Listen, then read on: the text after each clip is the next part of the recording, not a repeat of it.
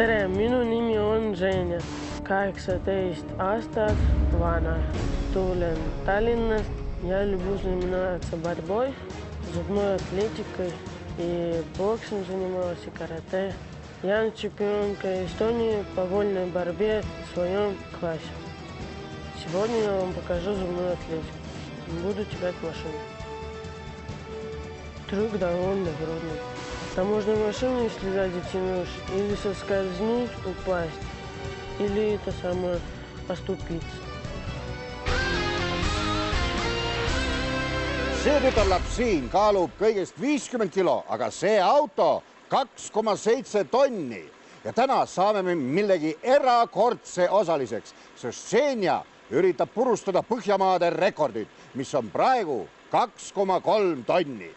Nii et vaatame, kas Ženja saab sellega hakkama. Ženja, oled sa valmis?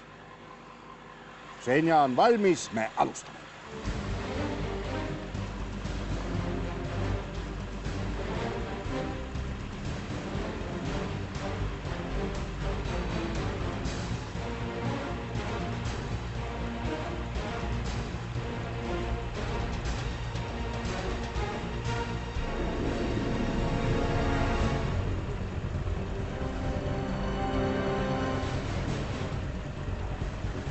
Auto hakkas liikuma.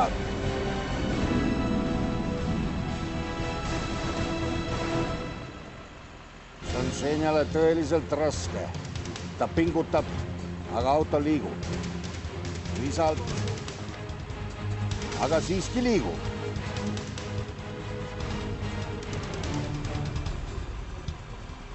Nii, auto on läbinud 1 meetri.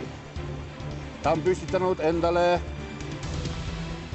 eesmärgiks liigutada seda autot 3 meetrit. Nii, 2 meeter läks ja kohe on rekord püstitatud. Ja see ongi püstitatud. Me võime aplodeerida.